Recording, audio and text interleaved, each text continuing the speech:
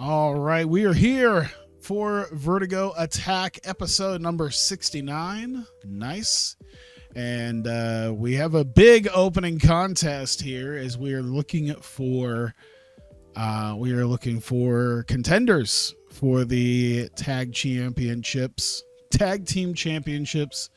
And two of the top teams, the Rascals and the Tate Twins, are going to start it off. It's not really an official tournament or anything, but getting some tag teams to face each other will give Commissioner Dinsmore a good idea exactly who should be challenging for the titles. This one went over 12 and a half minutes. Great wrestling, decent reaction, and Zachary Wentz ends up submitting Brandon Tate. Desmond Xavier kind of carried everybody, just barely though. And obviously the Rascals having good chemistry together. And a solid win. One of the best matches I think we've had with the 70 segment rating. So very, very good match. And gets the crowd hot. And with that, we have another match next week between The End and All Night Express. And he has decided that whoever wins that match next week's main event will face the Rascals in 2 weeks for the number one contendership to Tankman and Lamar's Vertigo tag titles. And with that, we get an Effie video from last week where details the attack that Anthony Mayweather left on him and how he's feeling about it. And he's feeling vengeful. And he vows to get back at Mayweather for his attack. And we get to our next bits. Samoa Joe introducing a video with Shinsuke Nakamura, who hasn't really been seen in a few weeks. Was not around for Crackdown. We haven't seen much of Nakamura, but he continues insulting Matt Cardona as these two were supposed to face off about 5 weeks ago. And he is demanding his match, and he is ready to face him at Anniversary Blitz. Of course, we didn't be able to make it happen at Crackdown, but the plan is to make it happen at Anniversary Blitz 3, and Cardona, with his own video, accepts the match. So we will have sort of the pre-booking here for Anniversary Blitz. We already have Mike Bailey, Alex Shelley, and now pre-book the match. Hope this doesn't go back in my face. Matt Cardona versus Shinsuke Nakamura once again. We'll see if it happens this time. We already have a segment pre-booked with that name. What? Where?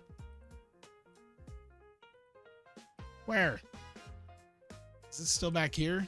It is. All right. Hate it. I'm still going to pre-book the match. I'm just going to add like a dot at the end or something. Here. Shinsuke Nakamura. Matt Cardona. Did I change it around? Will it work that way? It will. All right. So that'll work. Whatever. It works. I'll take it. Next segment, we get Drew Parker. We haven't seen too much of Drew Parker after his brutal match with Ryan Davidson, but he is back. He has taken on one part of the Fed in Heath. And good wrestling between the both of them. Went nearly 11 and a half minutes. Joe Hennig was at ringside with Heath. He attempted to interfere on Heath's behalf. It backfired. It allowed Parker to get the win, to pin Heath and get the win. And Drew Parker and Heath have good chemistry amongst each other. Very interesting between the two guys. But strong matchup between the both of them there. Good matchup. And Drew Parker getting a surprise win thanks to the botched interference by Hennig. And after that, Parker rolls out of the ring.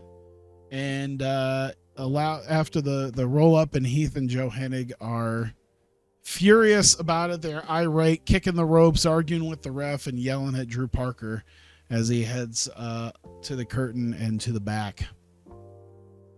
We get another video, this time from the champion Speedball Mike Bailey. He's not here this week, but he is preparing himself for Anniversary Blitz 3 ever since he got official word that Alex Shelley will be the man challenging him for the heavyweight championship at Anniversary Blitz 3. He is preparing himself. He is getting into training to get himself ready to face Shelley for the title. JT Dunn walks out for his match, and as he's making his entrance before he could get into the ring, one called Manders ends up attacking him from behind, throwing him around the ring, throwing him into the ring steps, and eventually has a cowbell that he has with him. And as JT Dunn attempts to get up on his feet, Manders clocks him with the cowbell and knocks him out as referees come running down to separate them. But the damage has clearly been done, and Manders, who of course has been having to deal with JT Dunn for a while now, getting a little bit of his own here against Dunn as he leaves him laying cold. We get to our main event, the Heritage Champion Ty Ray coming out with the Heritage title, of course, over his shoulder to stand ringside, as he's going to be finding out next in tonight's main event who he will be defending the Heritage Championship against at Anniversary Blitz 3. That leaves us to our main event, Ryan Davidson versus Christian Casanova. A decent match, went nearly 15 minutes. Casanova did everything he could, but unfortunately it was not quite enough, as Davidson gets the better of him and hits him with the frog splash and gets the pin. And with that, we get our third official match booked, as Heritage Champion Ty Ray defends against Ryan Davidson. There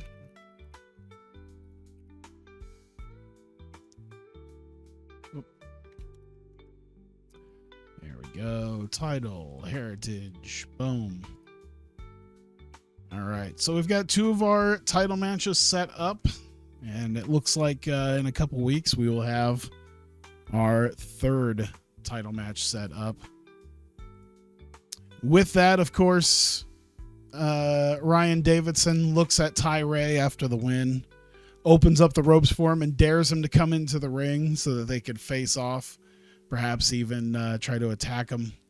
Ty Ray just continues to look at him, walks around the ring while still eyeballing him, holds the belt up at the bottom of the walkway, and walks backwards to the back with the belt held high as Davidson stares him down. And that is the end of this episode of Attack 57. I will definitely take that. Locker room incidents, nothing. Address the locker room, nope.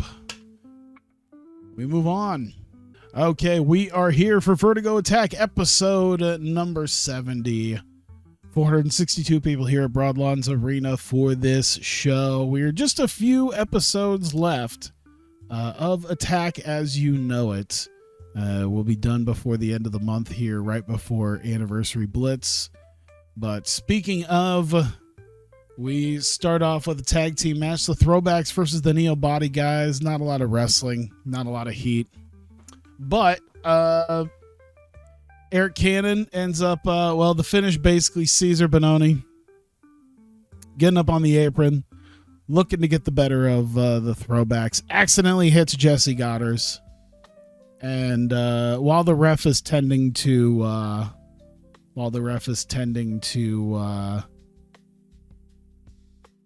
Caesar as well as Preston, that allows Cannon to interfere, spit beer in his face, and it allows JJ Garrett to hit Jesse Goddard with a JJ driver, get the pin, and the Throwbacks getting the win in just under 10 minutes, and a big surprising win for the Throwbacks here, beating the Neo Body Guys. And with that, of course, the Throwbacks celebrate, get out of the ring with Eric Cannon, who I forgot to put in there. But, the other two Neo Body Guys, Caesar and Preston, attending to Jesse Goddard, who's disgusted by the beer spray that he just had to endure, as well as the loss in this match. So he is none too happy right now. We get Calvin Tankman and Trey Lamar. They've been informed of the possible contenders that they're going to have to deal with. But they are talking about their reign thus far as tag champions. It's been, I think, like 8-9 months, maybe. It's been quite a while, and talk about their possible opponents at Anniversary Blitz 3, as that should be the next time they defend the Vertigo tag titles.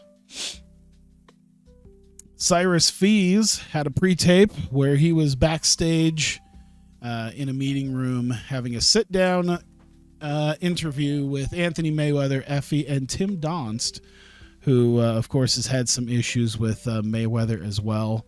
Discussed the personal issues between the three of them. But Cyrus Fees wanted to get all three of them in here just to make sure.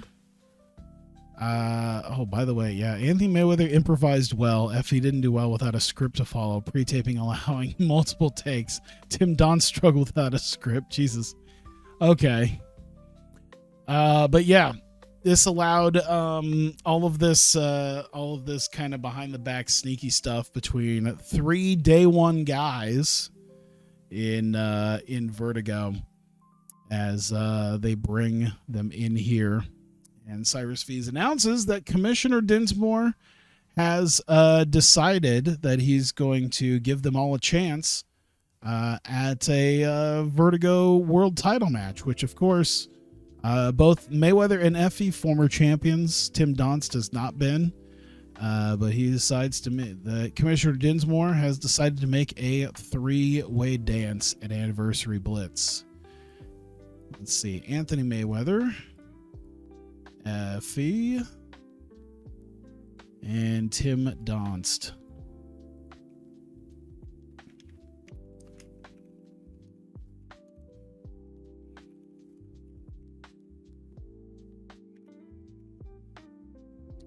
So, Anniversary three-way dance. Shot at world title on the line. Remember when ANX won the ROH tag team titles? Yeah, about 6 months too late, too. Yeah. Yo, how's it going? All right, so book that up there. So, yep. Like I said, Anthony Mayweather, Effie, Tim Donst in an anniversary three-way dance with a shot at the world title on the line between the three of them. Come up with another match here. AR Fox taking on Aiden English, who I can't remember if this is his first time. It might be his second. I might have utilized him one other time. Doesn't matter because it doesn't take but under 9 minutes to eventually hit English with a fox catcher and get the pin on him, and AR Fox carrying to still a halfway decent bout regardless, and getting the win. But as he celebrates, the man who lost last week in the main event, seemingly out of nowhere, slides into the ring and attacks AR Fox from behind, and levels him with a super kick, and lays him out, and hits a pose to the crowd, slides out of the ring, and AR Fox is stunned. He's still trying to orientate himself as Christian Casanova starts walking backwards to the through the curtain, as Fox is still trying to get his wits about him, but he does not seem happy at what has just happened, and I don't think anyone would be, as no real reason as to why Christian Casanova did this. Much like last week, this week, it's one called Manders. He comes out for a match. He is attacked by JT Dunn, but before Dunn could really do much, Manders starts fighting back, as these two have been brawling for weeks and a couple months at least now, and they end up kind of fighting off to the side. through parts of the crowd and even out into the back area of the arena. And as they fight each other on the outside, eventually Dunn gets the better of Manders and kind of whips him into a dumpster, and then eventually just kind of tosses him into the dumpster.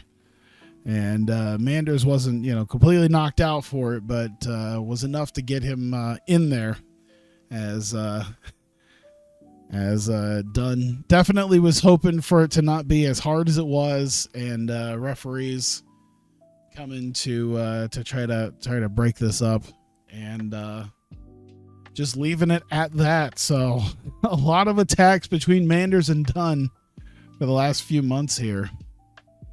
We're getting ready for our main event. The All Night Express are backstage. They are confident that they can beat the former tag team champs. Of course, they themselves are world-renowned former tag team champions as well. And they're looking to take over the tag division, where beating Sonic Amina just a few weeks ago was just the first part of it. But their biggest match, as they're looking to prove that they are the next tag team champions to take over the division, will be happening tonight. And of course, former dominant tag champions, The End, facing off against All Night Express. Good wrestling, a decent reaction. It went 18 minutes. It took nearly a third of the TV runtime for this episode. Eventually, though, somehow Kenny King found the strength to get Pero, of all people, up for a torture rack DDT, and All Night Express shockingly gets a win over the dominant former champions in the end, and the All Night Express get a big win over the former tag champs. But like I said, All Night Express been a big tag team before. And with that, Nick Dinsmore comes out. We've seen him. We saw him last week, and this week, after making this match, he has decided that next week, All Night Express will be facing the Rascals for the number one contendership. So we will determine the number one contenders to the Vertigo tag titles at Anniversary Blitz 3 when All Night Express take on the Rascals. And that will be the finish to the show. Once again, increase of a popularity. We lost a bunch of money. I cannot wait to be done with the TV tape. I can't wait for this month to be done, and we are done with the TV era of our show. And we just got one more set of tapings, and that is it. New being live on YouTube. Yeah, I've been meaning to do it, and I noticed that there was a way to do it without having to spend like $20 a month on Restream. So this is kind of a test, but also I figured if there's going to be anything that I also can do live, it'll be a good first test as well.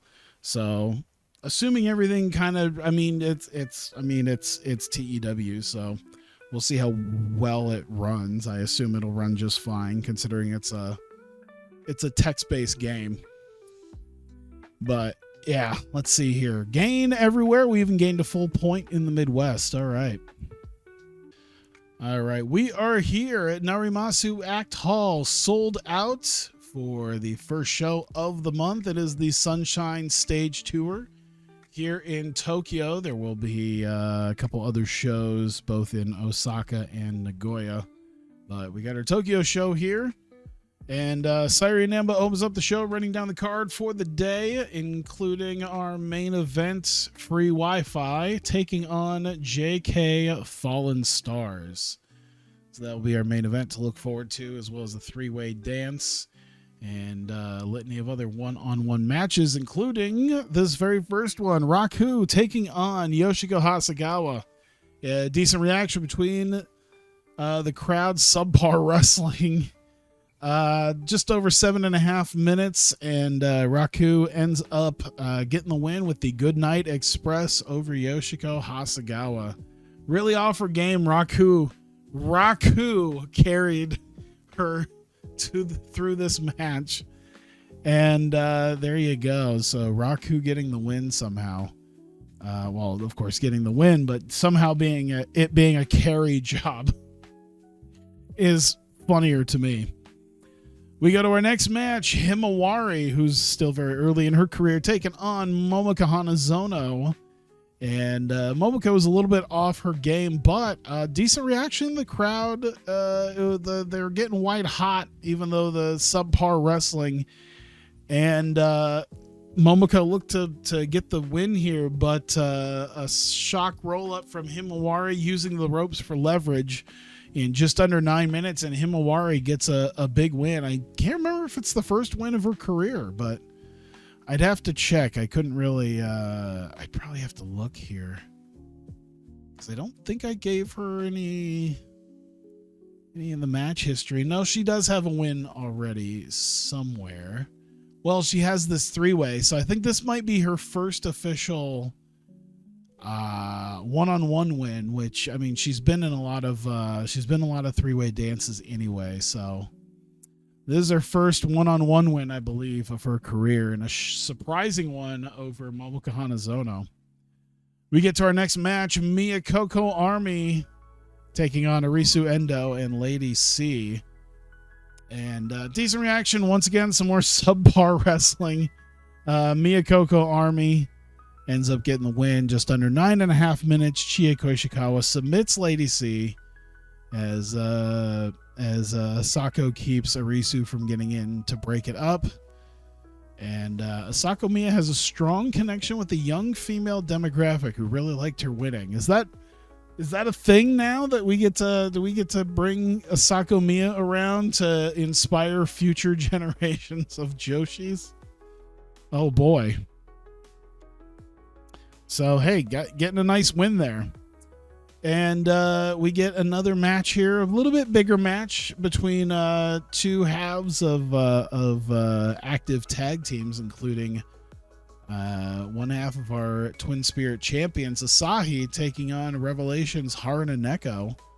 And just over 13 minutes, a good back and forth match between the both of them. It was pretty decent, but unfortunately, Asahi, well, I guess not unfortunately. Unfortunately for Neko, Asahi traps her in a submission and forces her to tap. And the Twin Spirit champion, Asahi, gets the win over Haruna. And with that, Ayano Irie, who is ringside with her, comes in and kind of comforts her as Neko is not too happy. She seems quite sad and distraught over how things have been going. Things have been going very wrong, especially with the big loss at Shining Stage 3. But after removing Abaddon from the group, she vows that now she will start winning with Ayano around, as herself and Ayano will now move forward as the dedicated tag team for Revelation. We get a 3-way dance between Yuri Ramkaicho and Unagi Sayaka. Decent enough match between the three of them. Went just over 12 minutes. Unagi Sayaka was surprisingly eliminated first. And then came down to Yuri and Ramkaicho. Yuri got the win. And good performance from her there, as they all were pretty close to one another in that young female demographic at a Joshi show. Yeah, it's rare. Speaking of people who have inspired young female demographic, Unagi Sayaka has done that. So it's kind of surprising. She also does not have a young female demographic, as she's inspiring somehow a new generation of Joshis. But because of that win, Yuri, after the match, grabs a microphone. She declares her intention to really challenge herself and push herself to beat better and better opponents, as she wants to fight for the Fighting Spirit Championship, now held by Mika Iwata. And it looks like she wants to challenge for it. She wants to try to beat some better opponents to be able to prove that she is worthy of challenging Iwata. We get to our main event. Decent matchup here between Free Wi-Fi and JK Fallen Stars. And it goes 13.5 minutes. But now Kakata and Noah, of course, blatantly cheating throughout the match, and eventually got the better of Ruaka as they get the submission. force Ruaka to tap, and free Wi-Fi get the victory, as they also pretty much carried this match between the two of them. Carried them through this. And they end the show with a promo of their own, declaring themselves the best tag team. Of course, they got a big win at Shining Stage 3 against Sina Shiori and Tai Hanma in sort of double former best friends tag challenge, as they got the big win at Korakuen Hall and declaring themselves the best tag team. So they may be eyeing the Twin Spirit titles. And that will be the end of the show. No popularity changes. That's probably not good. That means I got to make the show even better, especially towards the end. But I did make $3,400. So you know what? It did, while it didn't do a ton for my popularity, did pretty good for my wallet, as I actually turned a profit on the show. Only spent $1,600 on the workers, $5,600 in ticket sales alone, and I wasn't broadcasting it, so I didn't have to spend a boatload of cash to have announcers and all that. So production was very low. I'll take it. I'll take a nice profit on a show. All right, we are here at a sold-out Shinjuku face for IdolPro Live Stage 50. Sayuri Neba running down the card, including a big main event between Himika and Rina Yamashita. We also got a big match between Mia Momono and Maria Takeda.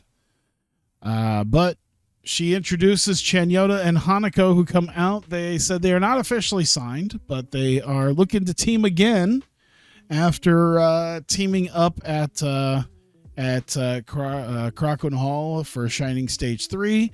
They're hoping to get a win this time in a more normal environment of tag team.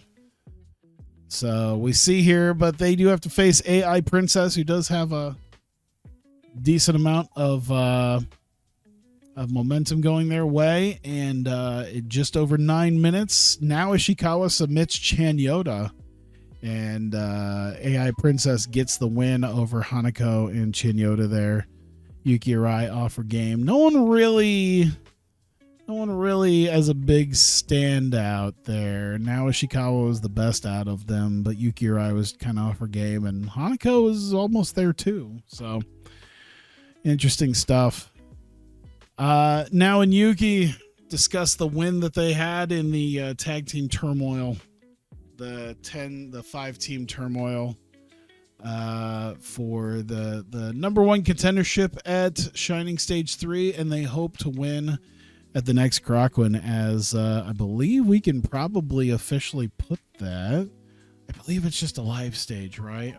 I'm not stupid. No, it is. It is the next live stage. Okay. So we just put that at live stage 51 at Korakuen Hall. Our next Korakuen Hall show. Book a match here as the... I wonder why that did what it did. But I'm going to run that. 2v2.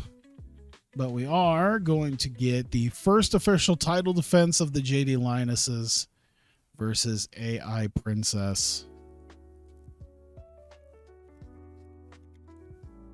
Whoops.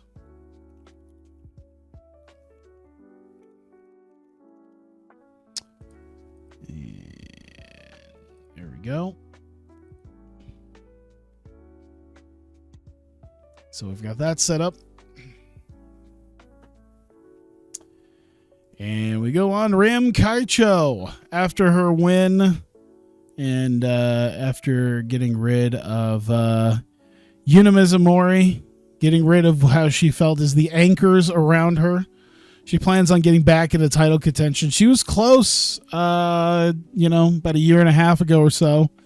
But she's looking to get back into title contention tonight, facing off against former Royal Spirit champion in Mei Saruga. Good heat and decent reaction between them. Only 13 and a half minutes. Things did not go great for Ram Kaicho as Mei Suruga hits her with a brain buster to get the victory there. And the former champ, Mei Suruga, still proving herself a potential contender as she beats Ram Kaicho. After the match, as she celebrates, we get Hazuki, who, of course, we saw make her debut at Shining Stage 3.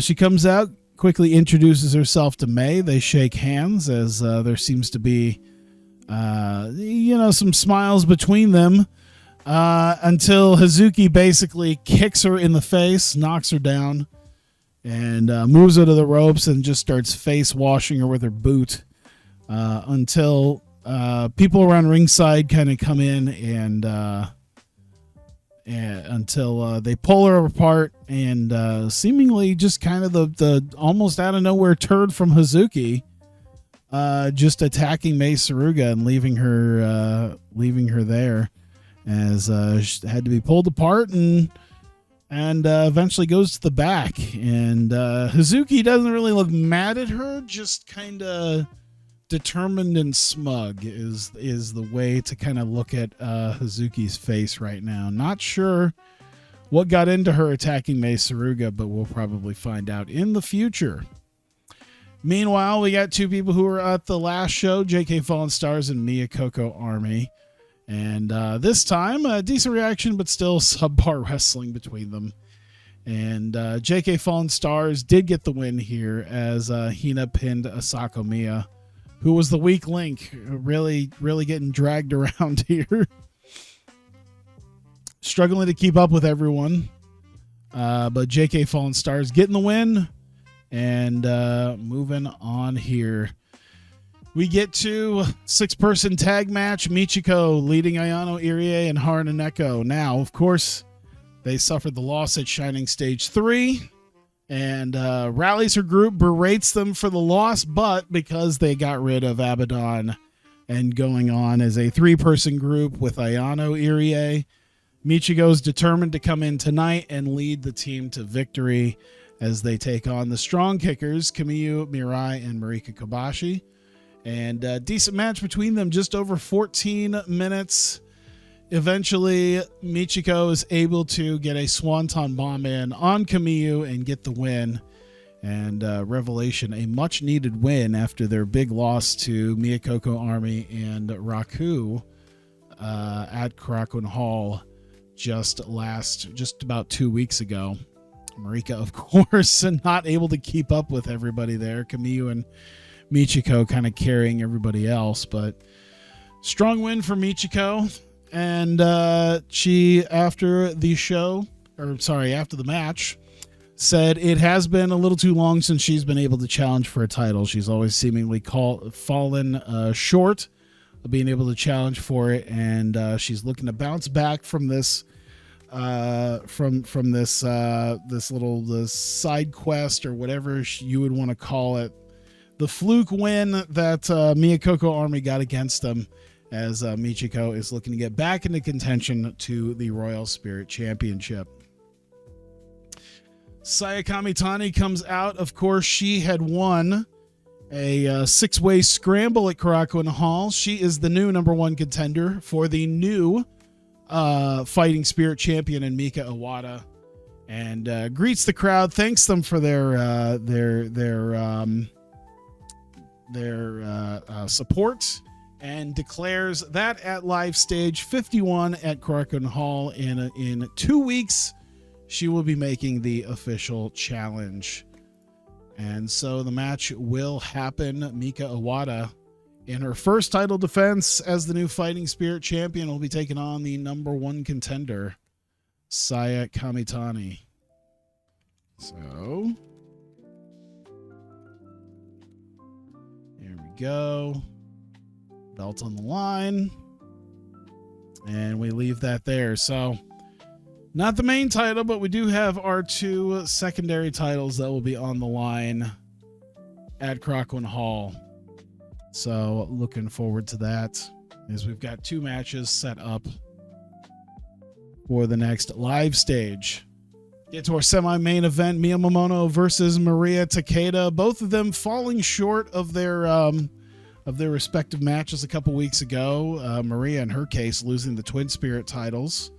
So both of them looked to bounce back. It was a hard-fought match between the both of them. Both of them, of course, hard-hitting, highly skilled competitors. And with that, 16 and a half minutes later, Mio Momono getting the better of Maria with a code red and the pin.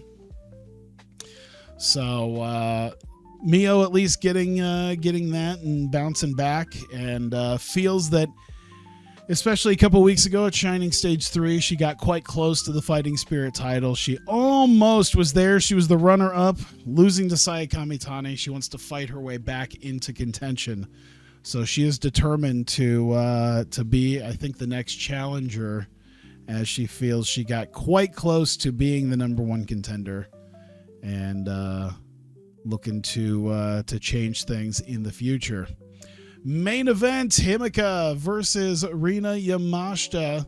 Superb wrestling and good heat between them. One of the best matches we've had. It's rare to, I guess it's not rare, but it's always nice. The 70s, the mid 70s seem to be where we max out at right now, but nonetheless, good heat and superb wrestling between the both of them.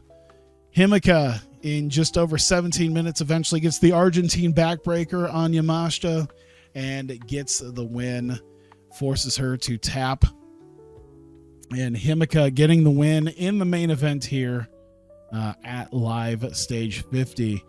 She grabs a mic to end the show. She thanks the crowd, and even though the new Royal Spirit champion is not here, Himeka wants to make it known that she wants to be the first challenger for Jungle Kiona. Probably not enough time to make that title match happen at the next live stage at Korakuen Hall, but there is Summergate next month, I believe, is what we're looking at. Yep, end of July. So we're in mid-June, end of July, in 6 weeks will be Summergate 2025. She is looking forward to being Jungle Kiona's first challenger. So we do have at least a challenge put up here. Might have to go through a number one contenders match first to see if that's going to happen, but we at least have the challenge declared for the Royal Spirit champion. 60 with 39 increased popularity. 60 is still pretty damn good, considering pretty much everything about our production is worse than everybody else's. Address the locker room. Himeka definitely deserves it.